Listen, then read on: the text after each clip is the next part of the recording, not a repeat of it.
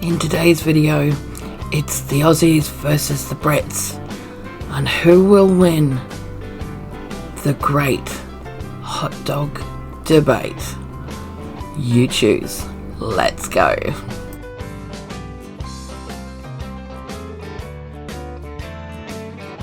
When John Montague, the 4th Earl of Sandwich, first decided he wanted to have his bit of ham in some bread so he didn't have to stop his card game, I very much doubt he expected its popularity to become what it is today, worldwide.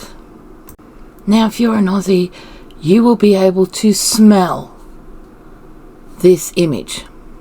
It will conjure up childhood memories for you and now memories for you that have just become an Australian institution, and that is the Bunnings Sausage Sizzle.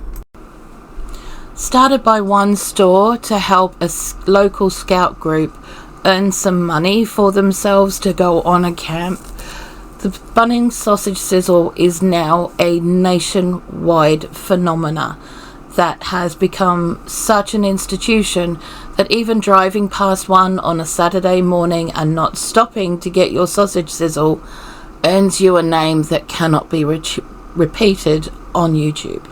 Now, unlike the American hot dog, the Aussie sausage sizzle starts with bread, just plain old bread, and in today's video I am going to be using this because this is what I have. A multigrain bloomer. Yeah, okay, don't come after me. The other really important ingredients are these: beef sausages. Aussies don't go for the whole pork sausage thing. It is not a thing. It is a beef country, so it's beef sausages. And the two acceptable sauces in Australia are tomato ketchup and barbecue sauce. American mustard, if you absolutely have to. The next really important ingredient on an Aussie sausage sizzle are the onions. Now, these are normally done on the flat top, but here today I'm going to be doing them on my pot, in my pot. So you have to start off with butter. You have to start off with butter. And any of you that are just using oil, shame on you. Start off with the butter, melt it, have the heat down half. You don't want to burn them, you want to saute them. Oops, bit of celery, we're going to move that. So you start off with those and you cook them down slowly because you want them to melt.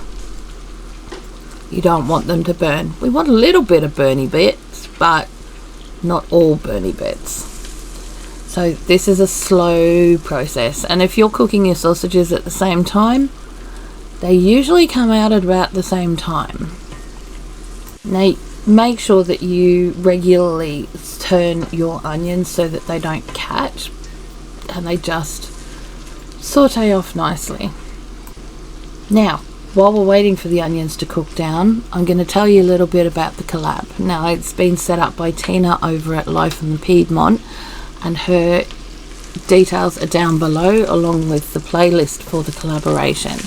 And there is going to be a live on her channel on the 5th of June at 8 p.m.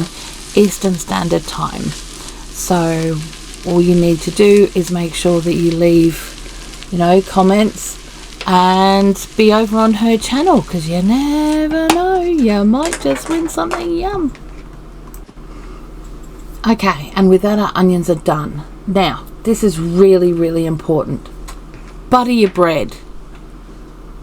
Don't understand why people don't do this. Okay, if you don't do this, you don't have a barrier between the bread and the sauce, and it actually makes the bread really soggy. Whereas if you have the butter on the bread, it actually creates a barrier that stops your bread from going soggy and everything falling on your lap.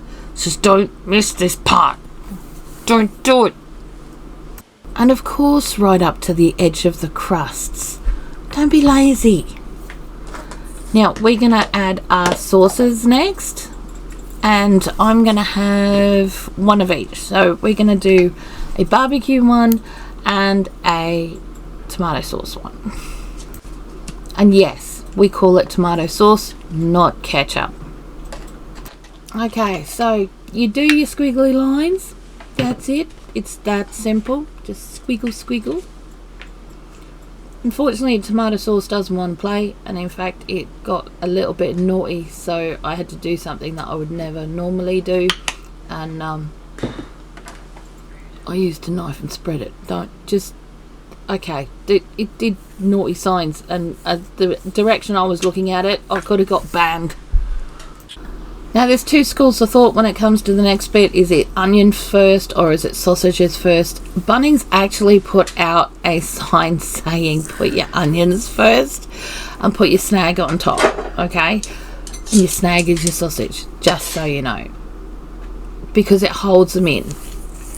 That's why they say it. However, I'm not at Bunnings, I'm at home, and I'm just going to shove my onions on top because that's how I roll, because no one's going to tell me what to do. And that, my friends, is literally it. All that's left now is to fold it over, and you've got your sausage Sanga, which is just that simple. It's just that simple, and it's something that we all used to do when the kids were little, because it was just really quick dinner and everybody loved it. It was that good. When it comes to a sausage sandwich here in the UK, it starts with the bread. Now I know that's the weirdest thing ever, right? But it does. And the problem is there's a lot of confusion of what to call it. As many towns as there are, as many places in the country, there are as many names for what I have here in front of you, which I would call a bread roll, you know, but over here some call it tea cake, cob, barm cake, barra, bap, bread cake, softy, barm, muffin, bun, morning roll, stotty, batch, oven bottom roll, or scuffler. And that's just to name a few. But whatever you're going to call it, you're going to need one. And it's one of them. And just like the Aussies, the Brits love to have their baps buttered. Make sure they are. It's for the same reasons, and quite frankly, it tastes better. So for a British sausage bap, you're going to be wanting pork sausages, not beef, because pork is the animal of choice here, and the two sauces of choice are red and brown.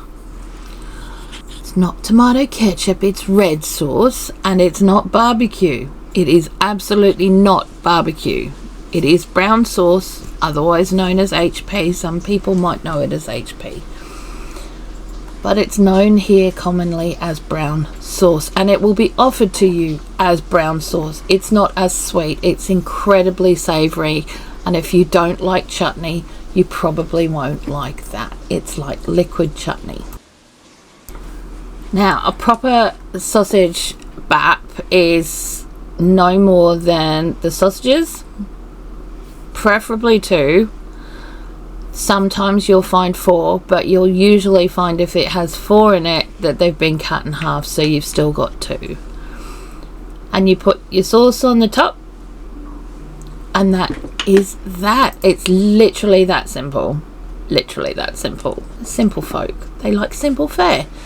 No muss, no fuss. Now, no matter whether you're a Brit who likes their Banga Sanga, or if you're an Aussie who loves their sausage sizzle, there is something for everyone, and I suggest you go and try them because they're simple, they're cheap, and they're great to eat. And I'll see you again very, very soon. Bye.